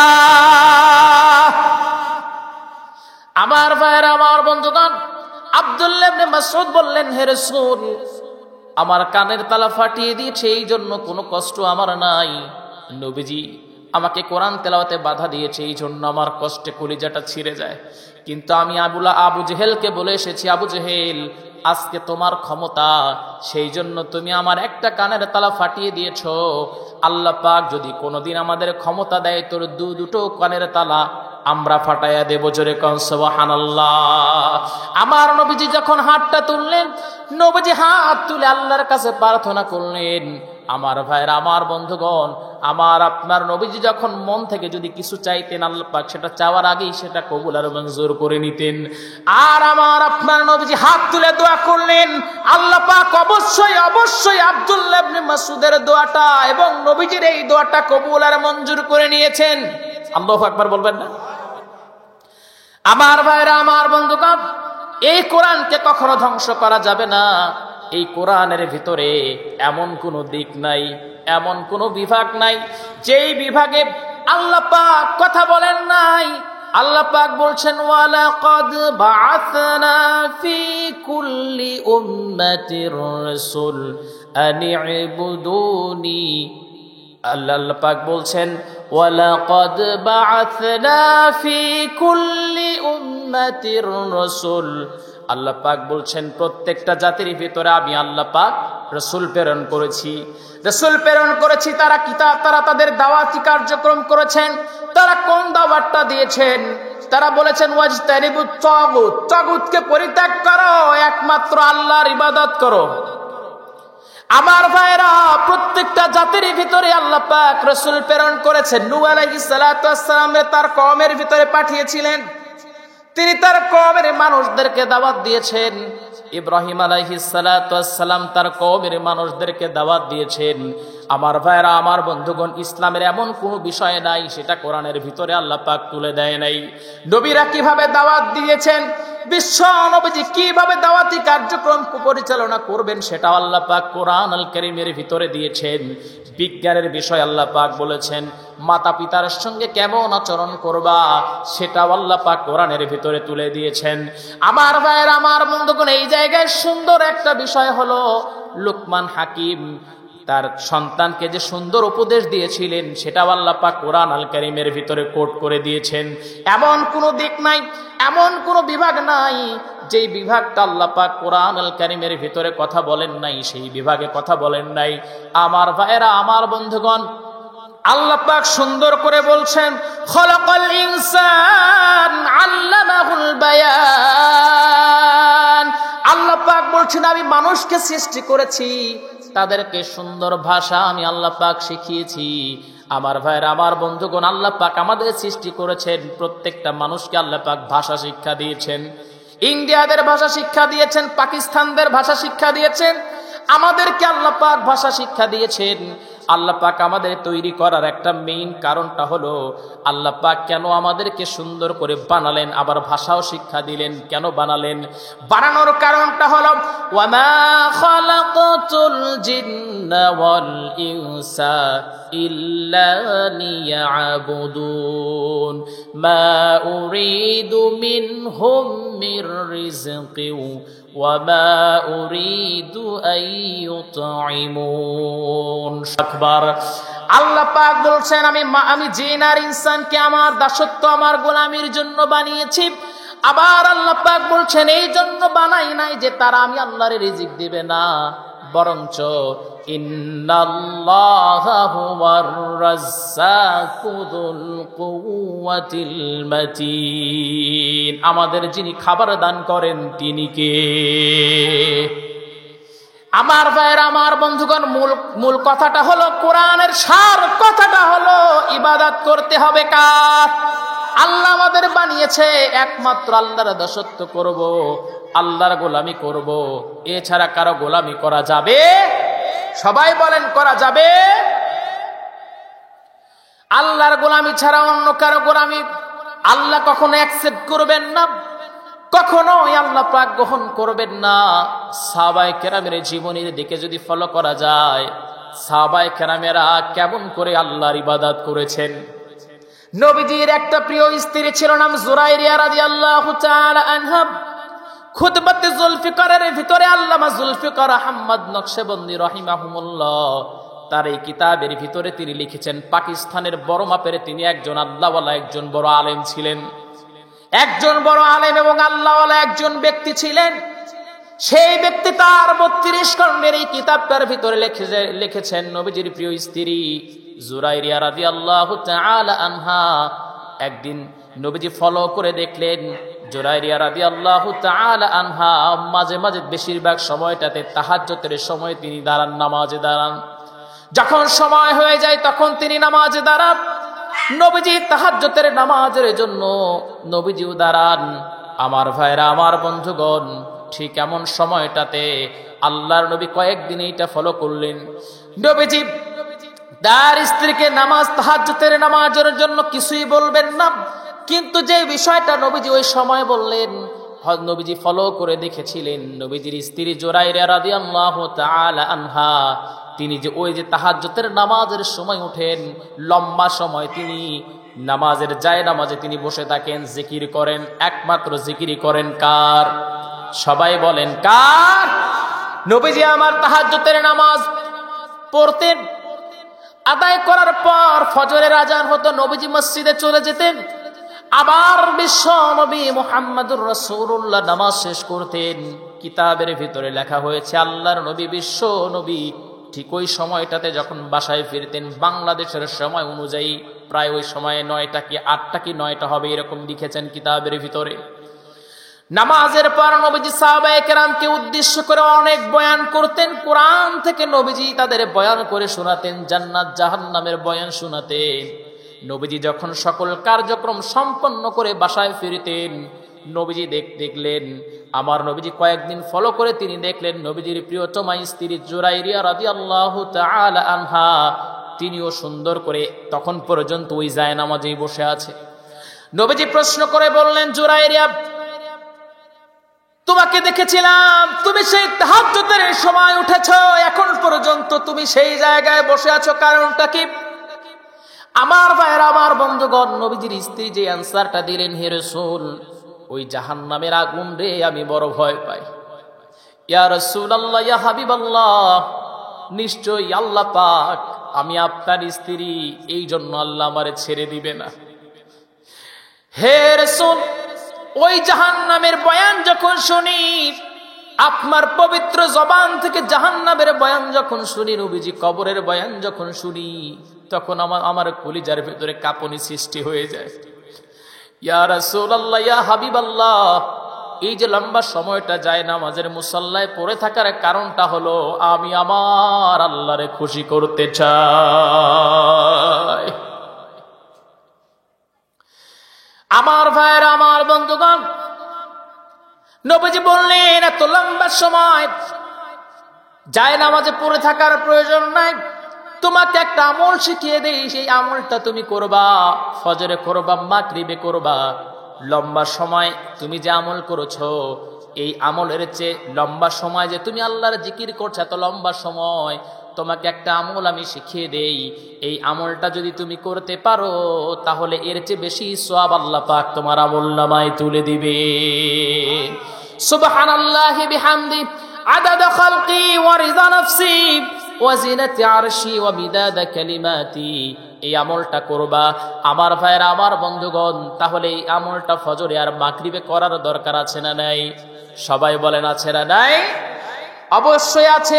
এরপরে নবীজির অন্যান্য সাহাবায়ে কেরাম তারাও আল্লাহর ইবাদত করেছেন। কেমন ইবাদত করেছেন? তারা শুধু নামাজ নিয়ে পড়ে থাকেন নাই, তারা শুধু জিকির নিয়ে পড়ে থাকেন নাই, তারা শুধু মসজিদে জিকির নিয়ে পড়ে থাকেন নাই, বরঞ্চ ইসলাম প্রতিষ্ঠিত করতে গিয়া জিহাদের ময়দানে জীবন দিয়েছেন। ঠিক কিনা? সাহাবীদের ঈমান দীপ্ত জীবনের ভিতরে কত সাহাবীদের জীবনী আমি পড়লাম, সাহাবীদের জীবনী পড়ে পাগল পারা হয়ে গেলাম। সাহাবীদের জীবনী যখনই পড়ি তখন আমার মনে হয়, আল্লাহর কসম, সাহাবায়ে কেরাম যে কষ্ট করে ইসলাম প্রতিষ্ঠিত করেছেন, আল্লাহর কসম তার অর্ধেক আমরা করতে পারবো না। অর্ধেক কেন, 1% করতে পারবো না। সাহাবীরা যে পরিমাণ ঈমান, যে পরিমাণ ইবাদত করেছে, সেই ইবাদতটা তার 1% আমরা করতে পারবো না, কোনোদিনও সেটা সম্ভব নয়। সাহাবীদের ঈমান দীপ্ত জীবনের ভিতরে একজন সাহাবীর নাম আমি পেলাম। সেই সাহাবীর জীবনী যখন আমি পড়তে লাগলাম, তিনি অন্ধ সাহাবী ছিলেন, আব্দুল্লাহ ইবনে উম্মে মাখতুম রাদিয়াল্লাহু তাআলা আনহু। তিনি একটা অন্ধ সাহাবী ছিলেন। তার হয়তোবা নাম আপনারা জানেন না, কিন্তু বড় মাপের একজন তাফসীর কারকের কাছে তার নাম আপনারা শুনেছেন। নামাজের বয়ান করতে গিয়ে এই অন্ধ সাহাবীর আলোচনাটা সেই মুফাসসির করেছিলেন। যে আলোচনাটা তিনি করেছিলেন সেটা হলো, একজন অন্ধ নবীজির কাছে আসলেন আর ডেকে বললেন, হে রাসূল, আমি অন্ধ মানুষ, আমাকে কি একটু রুখসত দেওয়া যায় নাকি? আমি তো সময় মতো মসজিদে আসতে আমার বড় কষ্ট হয়ে যায়, আমাকে কি রুখসত দেওয়া যায় নাকি? আল্লাহর নবী বললেন, হ্যাঁ, তোমাকে রুখসত দেওয়া গেল। সাহাবী যখন হেঁটে যাচ্ছিলেন, নবীজি তখন পিছন দিক থেকে ডাকলেন আর ডেকে বললেন, অন্ধ, ও আমার অন্ধ সাহাবী, তুমি আসো, শোনো, আজানের জবাব দিবা, সময় মতো মসজিদে এসে জামাতে নামাজ আদায় করবা। তার মানে একটা অন্ধকে রুখসত দেওয়া হয় নাই। আলোচনাটা শুনছেন কি শুনেন নাই? আমার ভাইরা, দুঃখের কথা কি বলবো, যে মানুষটা 50টা বছর কোরআনের তাফসীর করলেন, সেই মানুষটারে আমরা কি উপহার দিলাম, কি পুরস্কার দিলাম? হ্যাঁ, আমরা একটা উপহার দিয়েছি, একটা পুরস্কার তাকে আমরা দিয়েছি। সারাটা জীবন কোরআনের পিছনে তিনি খেদমত করলেন, অবাধ্য সন্তানদেরকে বাধ্য করার জন্য কোরআনের তাফসীর তিনি করলেন। হ্যাঁ, যদিও আমরা বাহ্যিক দৃষ্টি থেকে তাকে বন্দী করে রেখেছিলাম, কিন্তু বরঞ্চ তাকে আমরা উপকার এইটা করেছি, নিরিবিলি একটা জায়গা দিয়েছিলাম, মৃত্যুর আগ মুহূর্ত পর্যন্ত রবের সঙ্গে তার সম্পর্কের সুযোগ করেছি। ঠিক কিনা? তবে আমার মনে হয় ওই মানুষটা যদি বাংলাদেশে যদি তাফসীর করতে পারতেন, বাংলাদেশটা অনেক আগেই সোনার বাংলাদেশ হয়ে যেত। ঠিক কিনা? আল্লাহ পাক তার শাহাদাতে মৃত্যু দিয়েছেন, আল্লাহ পাক তার জান্নাতের সর্বোচ্চ মাকাম দান করেন। সবাই বলেন আল্লাহুম্মা আমিন। বাংলাদেশের যত উলামায়ে কেরাম দুনিয়া থেকে চলে গেছেন, 2023 সালে অনেক উলামায়ে কেরাম চলে গেছে। তার মধ্যে আমাদের রেজাউল করিম কাউসারি নানা ভাই, এরপরে জুবায়ের আহমেদ, তারপর আপনার আহম্মদ শফি সাহেব হুজুর দামাত বরকাতুহুম, তিনি দুনিয়া থেকে চলে গেছেন। এইরকম আল্লামা জুনায়েদ বাবুনগরী, এইরকম যত বড় মাপের আলেম দুনিয়া থেকে চলে গেছেন, আল্লাহ পাক তাদের কবরটা সর্বোচ্চ জান্নাতের মাকান বানায় দেন। সবাই বলেন আল্লাহুম্মা আমিন। সবাই বলেন আল্লাহুম্মা আমিন।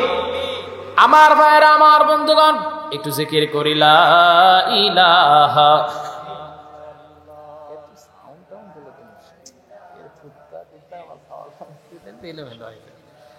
লা ইলাহা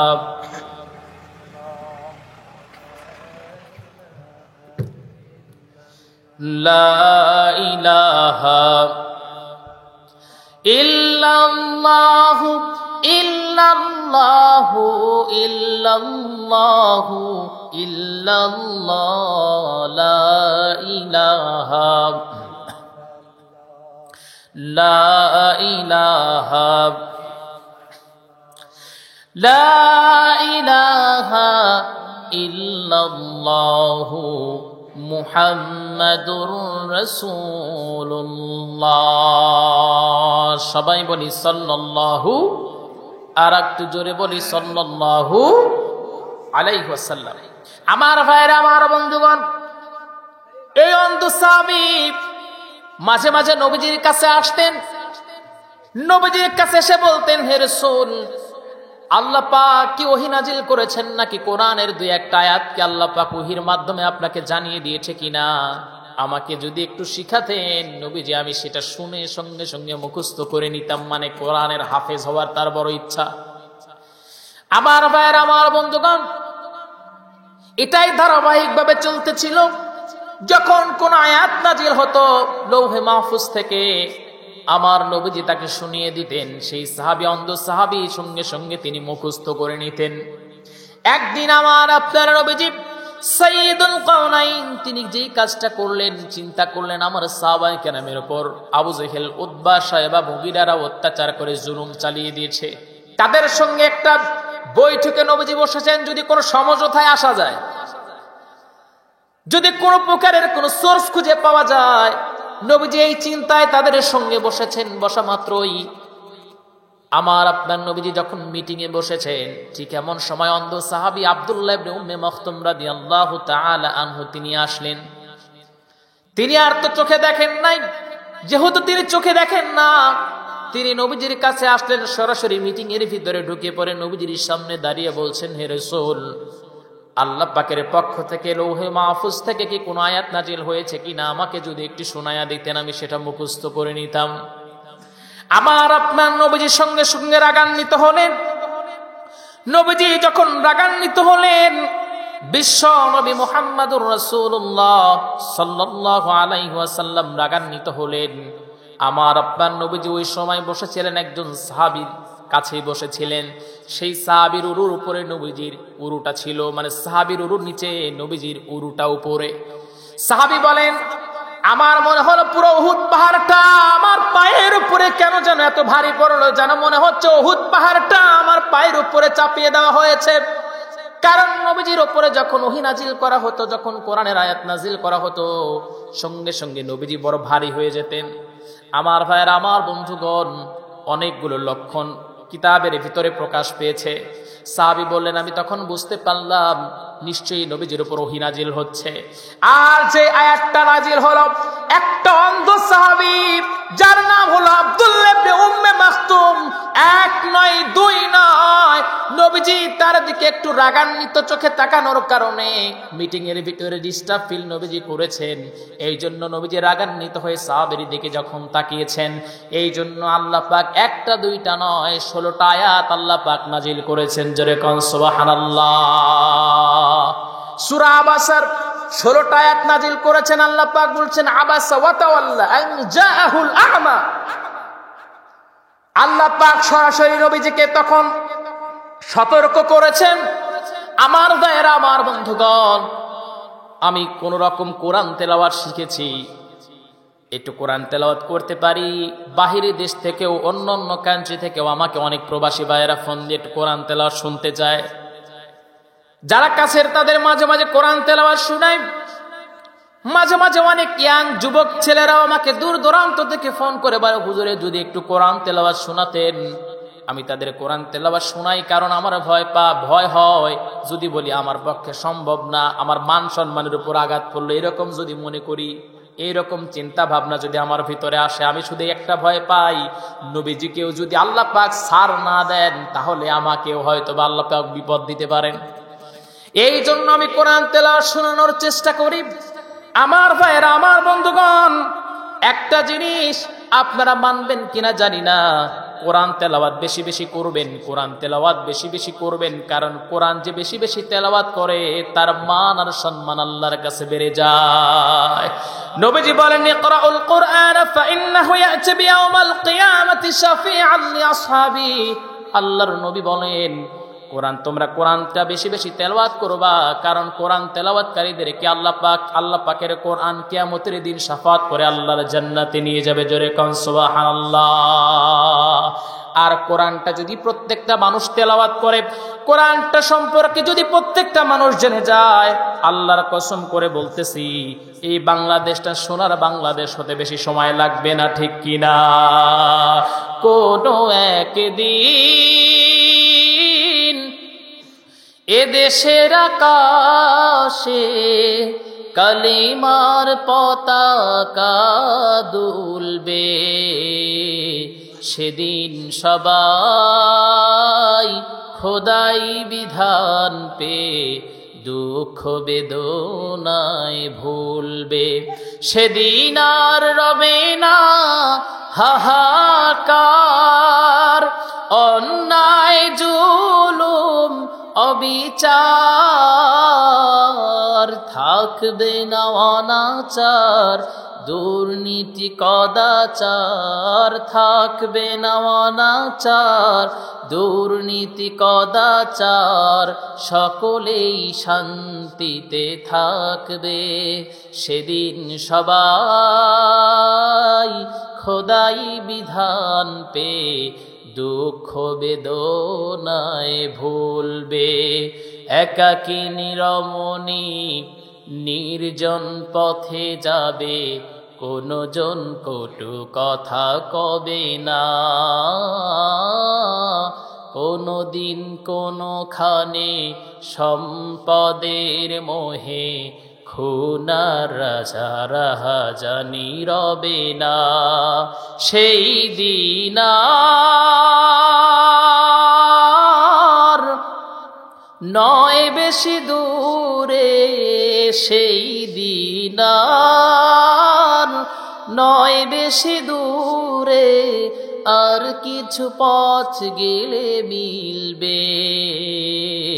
সেদিন সবাই খোদাই বিধান পে দুঃখ বেদনায় ভুলবে।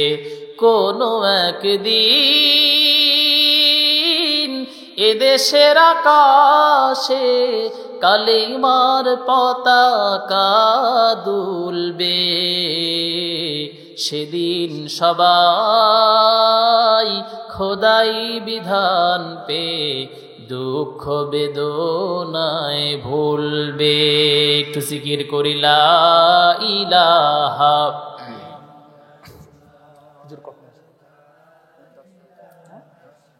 সাড়ে 9টার কথা বলছি, সাড়ে 9টার কথা বলছি আমাকে, এখন বলছি 10টা। না না নিয়ে আসেন, আমি তো টাইম নাকি আলোচনা করতে, মানে আমাকে বলা হয়েছে ওই লেভেলে আলোচনা সবাই আর কি। হ্যাঁ নিয়ে আসেন, শীতের রাত না ভাই। লা ইলাহা লা ইলাহা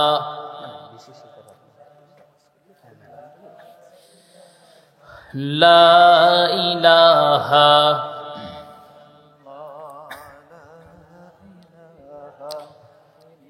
লা ইলাহা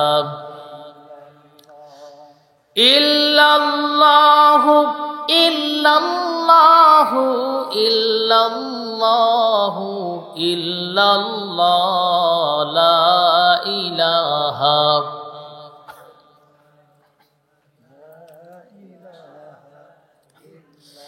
লা ইলাহা ইল্লাল্লাহু মুহাম্মাদুর রাসূলুল্লাহ। সবাই বলি সাল্লাল্লাহু। আপনাদের কি খারাপ লাগতেছে, কষ্ট হচ্ছে? আর কিছুক্ষণ আলোচনা করব নাকি? অল্প কিছুক্ষণের মধ্যেই হুজুর চলে আসবে, যেহেতু অতিরিক্ত শীতের রাত, এই জন্য আমরা আসলে বেশি সময় করতে চাচ্ছি না, মানে অল্প সময়ের মধ্যে শেষ করতে চাচ্ছি। হুজুর একটু কিছুক্ষণের মধ্যেই চলে আসবেন। আচ্ছা 10টা আসবে, আচ্ছা আচ্ছা। আমার ভাইয়েরা, আমার বন্ধুগণ, আর কিছুক্ষণ থাকা যায় তো নাকি? থাকা যায় না? হ্যাঁ, ইনশাআল্লাহ।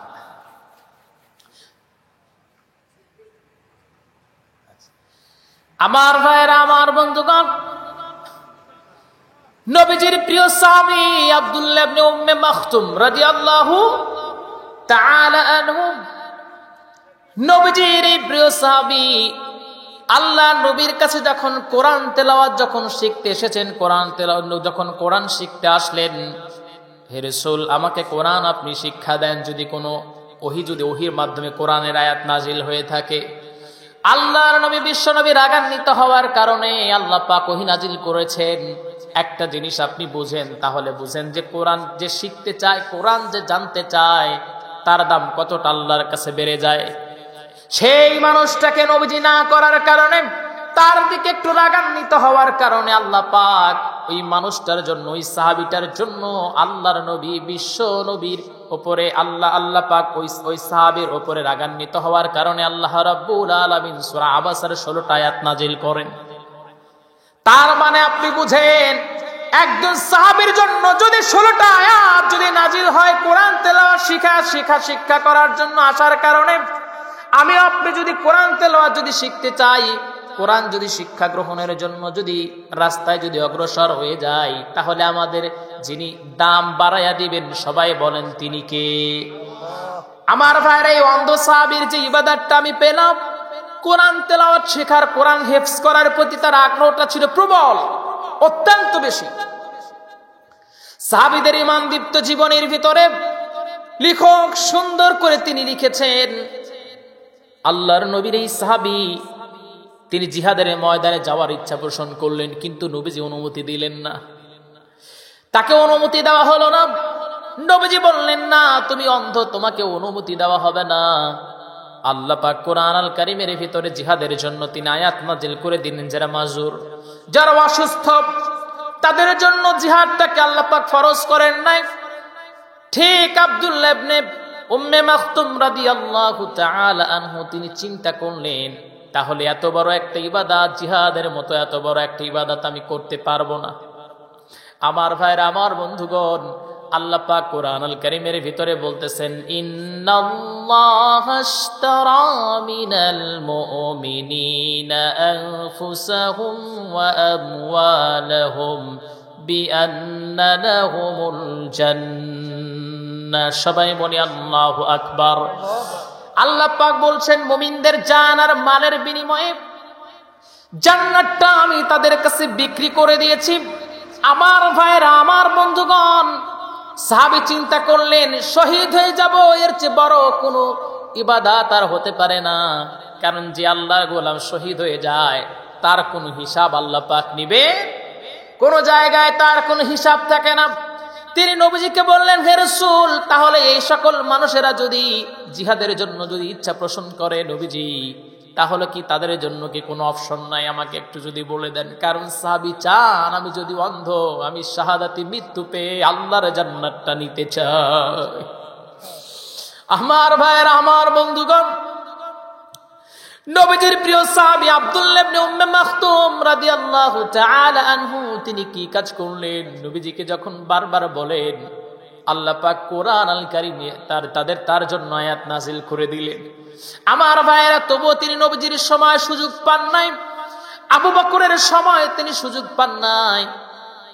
এরপরে হযরত ওমর রাদিয়াল্লাহু তাআলা আনহুর সময়টা যখন চলে আসলো, যখন তিনি খলিফাতুল মুসলিমিন হযরত ওমর রাদিয়াল্লাহু তাআলা আনহু, এইবার আব্দুল্লাহ ইবনে উম্মে মাকতুম গিয়ে তাকে প্রশ্ন করে বললেন, খলিফাতুল মুসলিমিন, নবীজির সময় আমাকে জিহাদের জন্য অনুমতি দেওয়া হলো না, আবার আমাকে আবু বকর রাদিয়াল্লাহু তাআলা আনহু তিনিও আমাকে অনুমতি দেন নাই। খলিফাতুল মুসলিমিন, আপনি কি আমাকে জিহাদের ময়দানের জন্য আমাকে অনুমতি দিবেন না?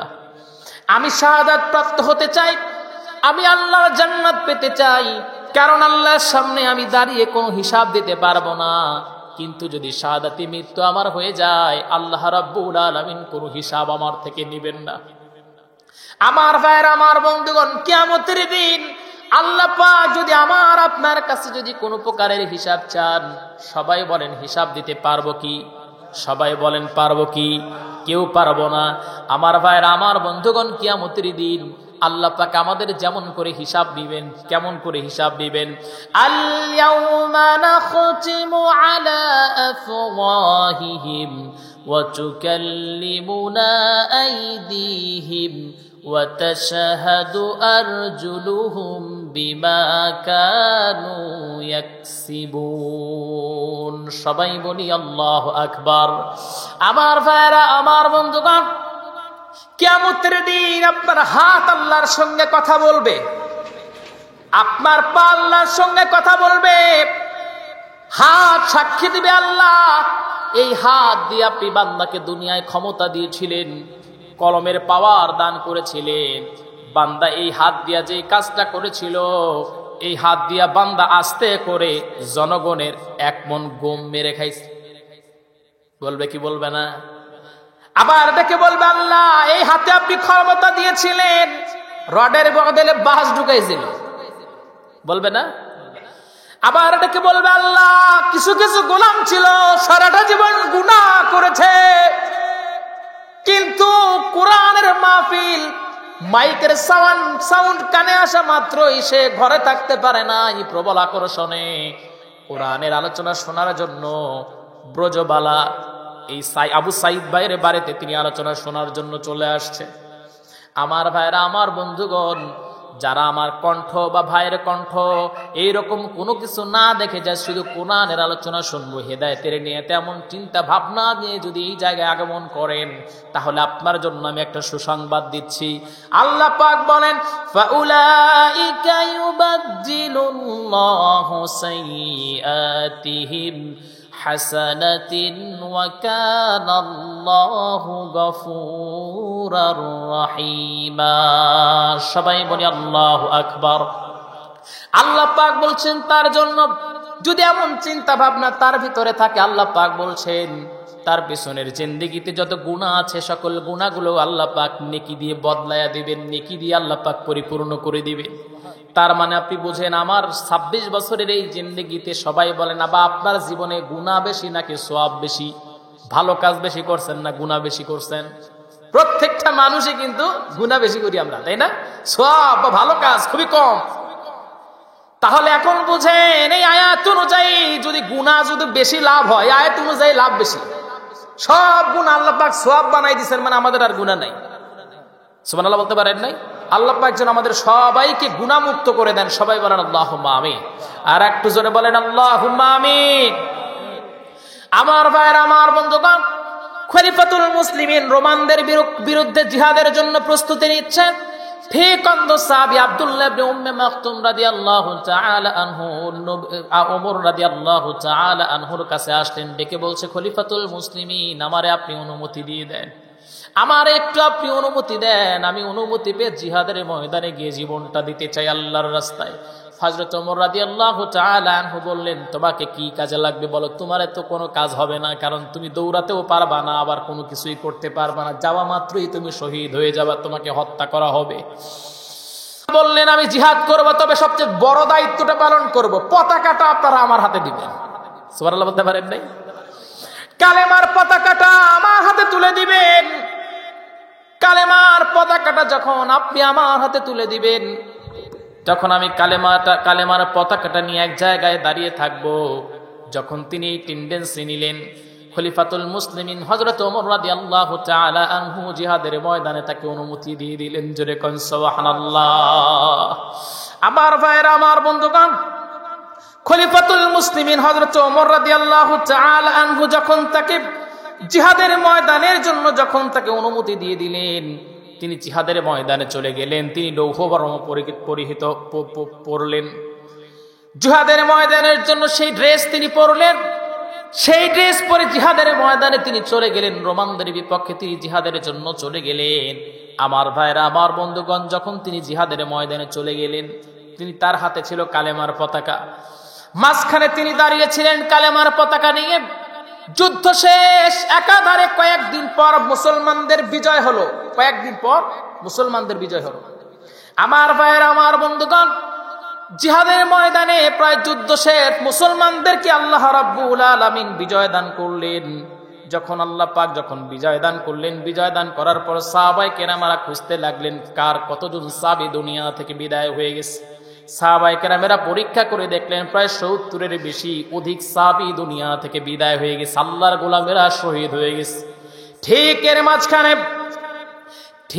মাঝখানে একজন সাহাবীকে খুঁজে পাওয়া যায় না, আব্দুল্লাহ ইবনে উম্মে মাকতুম রাদিয়াল্লাহু তাআলা আনহু, তাকে খুঁজে পাওয়া যায় না।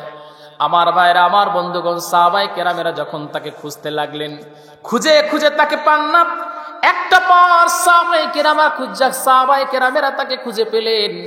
যখন তাকে খুঁজে পেলেন, রক্ত মাখা অবস্থায়, দুটি হাত দুটি পা কলদাটা দ্বিখণ্ডিত করে ফেলা হয়েছে। এই অন্ধ সাহাবী, তার মনের তামান্না ছিল আমি শহীদি মৃত্যু চাই, আল্লাহ পাক তারে দান করেছিলেন। আমার ভাইরা, আমার বন্ধুগণ, আল্লাহর এই গোলাম জিহাদের ময়দানে যখন শহীদ হয়ে গেলেন, সাহাবায়ে কেরামেরা তার লাশটা নিয়ে আসলেন। সেনাপতি চোখের পানি ফেলে ফেলে কান্না করতেছিলেন আর বলতেছিলেন, আহারে, আল্লাহর নবীর এই প্রিয় অন্ধ সাহাবী, তিনি নবীজির সময় নবীজির কাছ থেকে কোরআন তেলাওয়াত শিখেছেন। আল্লাহর এই গোলাম, তার মনের বড় প্রবল ইচ্ছা ছিল জিহাদের ময়দানে গিয়ে সে শাহাদাতে মৃত্যু লাভ করবে। আল্লাহ পাক তার দোয়াটা কবুল করেছিলেন, আল্লাহ পাক তার দোয়াটা কবুল আর মঞ্জুর করে নিয়েছিলেন। তোমরা দেখো, আল্লাহর এই গোলাম দুনিয়া থেকে বিদায় হয়েছে, দুটি হাত নাই, দুটি পা নাই, তার কল্লাটা কেটে ফেলা হয়েছে। আল্লাহর গোলাম জান্নাতের পাখি হয়ে জান্নাতের ভিতরে উড়ে বেড়ায়। জোরে কোন সুবহানাল্লাহ, আর একটু জোরে জোরে কন্যা সুবহানাল্লাহ। এই জন্য আল্লাহ পাক বলেন, ইয়া আইয়ুহাল্লাযীনা আমানু হাল আদুল্লুকুম আলা তিজারাতিন তুজিকুম মিন আযাবিন আলীম। আল্লাহ পাক বলছেন, হে ঈমানদারগণ, আমি তোমাদেরকে এমন একটা ব্যবসার সন্ধান দিব, যেই ব্যবসা করলে, যেই ইবাদত করলে, তাহলে তোমরা আমার জাহান্নাম থেকে তোমরা সকলে মুক্তি পাবা। আমার ভাইরা, আমার বন্ধুগণ, সবাই জবান করে বলেন, এই দুনিয়ার সবচেয়ে টাকাওয়ালা, এই দুনিয়ার সবচেয়ে অর্থ সম্পদওয়ালা, এই দুনিয়ার সবচেয়ে রাষ্ট্র প্রেসিডেন্ট হওয়া, এইগুলোর চেয়ে সবচেয়ে বেশি সফলতা হলো যে হেদায়েতের পথে আছে। উলাইকা আলা হুদাম মির রাব্বিহিম ওয়া উলাইকা হুমুল মুফলিহুন। যারা হেদায়েতের উপর অবিচল আছে, তারাই সফল কাম হয়ে যাবে। আমার ভাইরা, আমার বন্ধুগণ, জান্নাত আর জাহান্নাম থেকে যখন মুক্ত হয়ে যখন জান্নাতে আল্লাহ পাক আপনাকে দিবেন, জাহান্নামে আল্লাহ পাক দিবেন না। আমার ভাইরা, আমার বন্ধুগণ, এই সকল সব কিছুর সফলতার চেয়ে এর চেয়ে বড় সফলতা আর হতে পারে না, ঠিক কিনা? সবাই বলেন, আমাদের জান্নাত পাওয়ার দরকার আছে না নাই? সবাই বলেন, আছে না নাই?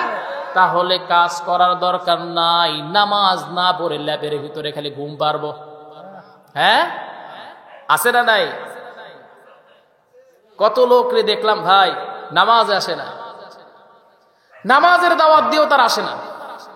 গতকাল আমার যে প্রোগ্রামটা ছিল, যে বাড়িতে জালসা করেছে, ওই লোক নামাজ পড়ে না। সবাই ধরলো, হুজুর একটু জোর করে ধরেন যাতে ব্যক্তি নামাজ পড়ে। অনেকভাবে বুঝালাম, হেদায়েত নিয়ে আলোচনা করলাম, হযরত বিলাল রাদিয়াল্লাহু তাআলা আনহুর আলোচনা করলাম, এরপরে আবু জেহেলের আলোচনা করে বুঝালাম। এরপরে জালসা করে যখন রওনা দিছি, চাইলাম বাড়িওয়ালা তো, তার সাথে মুসাফা করি, তো দেখলাম যে সে ওই ব্যক্তি মুসাফা করার আগে, কাছে যাওয়ার আগে দেখতে বিড়ি ধরাচ্ছে। আমি আর কাছে গেলাম না, কাছে গেলে লজ্জা পাবে না, তার তো একটা সম্মান আছে। আমি আর কাছে যাই নাই, চলে আসলাম। তো ওনার মেয়ের জামাই উনি দাওয়াত করেছিল, তো ওনার কাছে গিয়ে বললাম যে ভাই এই ঘটনা। তো সে তো মানে ভালো মানুষ, ভাই বারবারই বললেন যে হুজুর আমার শ্বশুরের জন্য দোয়া করবেন। যাই হোক, মন থেকে দোয়া করে আল্লাহ পাক জীবনের হেদায়েত দান করে। সবাই বলেন আল্লাহুম্মা আমিন, আর একটু জোরে বলেন আল্লাহুম্মা আমিন। আমার ভাইরা, তাহলে আমরা নামাজ পড়বো কি পড়বো না? সবাই বলেন, পড়বো কি পড়বো না? অবশ্যই পড়বো। আর ইসলামের বিপক্ষে যারা অবস্থান নিবে, প্রয়োজনে আমরা হাত দিয়ে প্রতিহত করব, প্রয়োজনে জীবন দিব। যদি সেটাও না হয়, অন্তত মন থেকে ঘৃণা করব ইনশাআল্লাহ। এই যে ইসরায়েল ফিলিস্তিনিদের আক্রমণ করে ফিলিস্তিনিদের দুনিয়া থেকে বিদায় করে দিচ্ছে, আমার ভাইরা, আমার বন্ধুগণ, একটা জিনিস বুঝেন কিনা জানি না, ফিলিস্তিনিরা কখনো ইসরায়েলের কাছে আত্মসমর্পণ করবে এই জন্যই করবে না, কারণ তারা বালিল্লাহু মাওলাকুম ওয়া হুয়া খায়রুন নাসিরিন, তারা একমাত্র আল্লাহকে অভিভাবক হিসেবে গ্রহণ করেছেন। আর সফলতা ফিলিস্তিনিদের যিনি দিবেন তিনি কে? আল্লাহ পাক। অবশ্যই আমরা আমাদের অভিভাবককে, সবাই বলেন কে? আল্লাহ পাক অভিভাবক। আজ বা কাল মসজিদ আকসা আমাদের ছিল, আমাদের থাকবে, সবাই বলেন ইনশাআল্লাহ।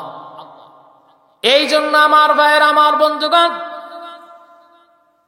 ইবাদতটা আল্লাহর করতে হবে, আল্লাহর রজ্জুকে আঁকড়ে ধরতে হবে। অনেক ব্যক্তিকে আমি দেখেছি যেই মানুষগুলো আল্লাহর দিকে ফিরে আসে না। প্রশ্ন করেছি, ভাই আপনার ভিতরে কি কখনো অনুতপ্ত বোধ কাজ করে না? এই যে কত মানুষ মারা যায়, এমন একটা দিন নাই ফজরের আজানের সঙ্গে ইন্না লিল্লাহর আওয়াজ পাওয়া যায় না। অথচ এই যে ইন্না লিল্লাহর আওয়াজ পাওয়া যায় না, আপনার ভিতরে কি কোনো চিন্তা ভাবনা হয় না? ব্যক্তি ডেকে বলে, হুজুর অবশ্যই হয়, কেন হবে না? কিন্তু চিন্তা করি, এত গুনাহ করেছি, গুনাহ নিয়ে আল্লাহর সামনে কেমনে দাঁড়াবো? আমি কেমন করে এই গুনাহগুলো নিয়ে আল্লাহর সামনে দাঁড়াবো? নিশ্চয়ই আল্লাহ আমারে মাফ করবে না। এই জন্য আমি আল্লাহর কাছে যাই না। আমি ডেকে বললাম, ভাই চিন্তার কোনো কারণ নাই। আপনার গুনাহ যদি হয় সাগরের ফেনা পরিমাণ, আল্লাহর গুনাহ হলো সাগরের পানির পরিমাণ। আপনার গুনাহ যদি হয় আরশ পরিমাণ, আকাশ পরিমাণ, আল্লাহর দয়া আর রহমত হলো, আল্লাহর ক্ষমাটা হলো এর চেয়ে বেশি, আরশে আজিম পরিমাণ। আমার ভাইরা, আমার বন্ধুগণ, তাহলে আমরা যারা যারা গুনাহ করেছি, প্রয়োজন আল্লাহর কাছে হাত তুলে মাফ চাইবো। আমরা যদি আল্লাহর কাছে মাফ চাই, আল্লাহ পাক আমাদের জীবনের গুনাহগুলো মাফ করে দিবেন, ঠিক কিনা? আমার ভাইরা, আমার বন্ধুগণ, সবাই একটা উদাহরণ দেয়। ওমর রাদিয়াল্লাহু তাআলা আনহু, তার দিকে একটু চিন্তা করেন। তার চেয়ে বড় জালিম আর কে হতে পারে, যিনি সর্বপ্রথম তরবারি, খোলা তরবারি নিয়ে নবীজিকে হত্যা করতে আসছিলেন। সবাই বলেন পৃথিবীতে ওমরের মতো ডাকাত কেউ নাই, ঠিক কিনা? সেই ওমর রাদিয়াল্লাহু তাআলা আনহু যখন নবীজির কাছে আসলেন, যখন তিনি কোরআনের সংস্পর্শে আসলেন, তার বোনের কথা যখন শুনলেন, তার বোনের কাছে গেলেন, বোনকে আঘাত করলেন। এরপর তিনি বললেন, তোমরা কি পড়তেছিলে, আমার একটু শোনাবা? তখন তাকে সূরা শোনানো হলো। সূরা তাহা থেকে যখন শোনানো হলো, হযরত ওমর রাদিয়াল্লাহু তাআলা আনহু তখন থরথর করে কাঁপতে লাগলেন। জোরে কোন সুবহানাল্লাহ। আল্লাহ পাক তাকে হেদায়েত দিয়েছিলেন। ওমর রাদিয়াল্লাহু তাআলা আনহু নবীজির কাছে আসলেন। হযরতে আবু বকর, হযরতে আলী রাদিয়াল্লাহু তাআলা আনহু তারাও বসে আছেন। হযরতে ওমর রাদিয়াল্লাহু, হযরতে আলী রাদিয়াল্লাহু তাআলা আনহু আর আবু বকর রাদিয়াল্লাহু তাআলা আনহু তারা ডেকে বলছে, হে রাসূল, ওমর আসতেছে নাগা তরোয়াল নিয়ে, আপনার কাছে মনে হয় আপনাকে হত্যা করতে চাইবে। ইয়া রাসূলুল্লাহ, ওমর যদি আপনার সঙ্গে খারাপ আচরণ করে, নবীজি ওমরকে কিন্তু ছেড়ে কথা বলবো না। আবু বকর রাদিয়াল্লাহু তাআলা আনহু রেগে বলছেন, ওমরের গর্দানটা আমি ফেলে দিব। আমার ভাইয়ের, আমার বন্ধুগণ, নবীজি বললেন, ওরে আসতে দাও। হযরত ওমর রাদিয়াল্লাহু তাআলা আনহু আসলেন, সামনে তরবারিটা রাখলেন, রেগে বললেন, নবীজি এই তরবারিটা ইসলামের বিপক্ষে এতদিন পর্যন্ত কাজ করেছিল, কিন্তু আজ থেকে এই তরবারিটা ইসলামের পক্ষে কাজে লাগাবো, ইসলামের পক্ষে কাজ করবে। হে রাসূল, আপনি আমারে পড়াইয়া দেন, লা ইলাহা ইল্লাল্লাহু মুহাম্মাদুর রাসূলুল্লাহ। কঠিন হাসরের দিনে আখেরি নবীজি বিনে পাপী উম্মতকে করিবে পার, আর পাপী উম্মত কে করিবে পার। যত আল্লাহর নবী রবে, নফসি নফসি বলবে সবে, কাঁদবে সবে হয়ে আলাচান। আহারে দারুণ সেই নিদান, মায় চিনবে না গর্ভের সন্তান, স্বামী না চিনিবে পরিবার। বাঁচাও বাঁচাও উঠবে ধ্বনি, সেই দিন নবীর গুণমণি বাঁচাও বাঁচাও উঠবে ধ্বনি, সেই দিন নবীর গুণমণি উম্মত বলে করিবেন চিৎকার, পাপী উম্মতকে করিবে পার। নবী বলবেন আবু বকর তুমি লও দোজখের খবর, উম্মত যাই দোজখে আমার, কোথায় আমার উসমান গনি তুমি লাও কাউসারের পানি, উম্মতেরে করাও না আহার, পুলসিরাতের কঠিন কুলে হযরত আলী যাও না চলে, ওমর লাও মিজানের পাল্লার ভার, পাপী উম্মতকে করিবে পার, আর পাপী উম্মত কে করিবে পার। কেউ জবান বন্ধ রাখবেন না, জবান খুলে বলেন আল্লাহু আকবার। আর একটু জোরে বলেন আল্লাহু আকবার। ওমর রাদিয়াল্লাহু তাআলা আনহু যখন তিনি মুসলমান হলেন, এরপরে তিনি ফেলফেলায়া কান্না করেন, চোখের পানি ফেলে ফেলে তিনি কান্না করেন। দেখে বলে ইয়া রাসূলুল্লাহ, আমার মতো গুনাহগার দুনিয়াতে কেউ নাই। ও নবীজি, আমি ইসলাম গ্রহণের পূর্বে গুনাহ করেছি, মূর্তি পূজারক ছিলাম। ইয়া রাসূলুল্লাহ, আমার চেয়ে বড় জালিম আর কে হতে পারে? আমি আমার তরবারি দিয়ে আপনারে হত্যা করতে আসছিলাম। ইয়া রাসূলুল্লাহ, আমি আপনাকে হত্যা করার জন্য এসেছিলাম, আল্লাহ কি এই গুনাহগুলো কি আমার মাফ করবে? আল্লাহর নবী ডেকে বলে আল ইসলামু ইয়ানহাদি মা কানা ক্বাবলা। ওমর রে, চিন্তার কোনো কারণ নাই, ভয়ের কোনো কারণ নাই। ইসলামের পূর্বে তুমি যা করেছো, ইসলাম গ্রহণের পর আল্লাহ পাক তোমার জীবনের সকল গুনাহগুলো মাফ করে দিয়েছেন। আল্লাহ পাক ডেকে বলেন লা তাকনাতু মির রাহমাতিল্লাহ, ইন্নাল্লাহা ইয়াগফিরুয যুনুবা জামিআ। আল্লাহ পাক বলেন আমার রহমত থেকে নিরাশ হইও না বান্দা। আমার ভাইয়ের, আমার বন্ধুগণ, তাহলে আমরা নিরাশ হব না। গুনাহ যদি করে যাই, গুনাহ করে আল্লাহর কাছে মাফ চাইবো আর একনিষ্ঠ তওবা করব। ইয়া আইয়ুহাল্লাযীনা আমানু তুবু ইলাল্লাহি তাওবাতান নাসুহা। একনিষ্ঠ তওবা আমরা করব। একনিষ্ঠ তওবা করে যদি আল্লাহর কাছে মাফ চাওয়া যায়, তওবা যদি করা যায়, ক্ষমা চাওয়া যায়, আল্লাহ পাক বান্দার গুনাহগুলো মাফ করে দেন। আর বান্দার গুনাহ যখন মাফ করে দিবেন, আল্লাহর যখন গুনাহে লিপ্ত হব না, প্রতিজ্ঞাবদ্ধ হব, আমাদের জীবনের গুনাহগুলো মাফ করে আমরা আল্লাহর প্রিয় করে আমাদের জান্নাত যিনি দিয়ে দিবেন তিনি কে?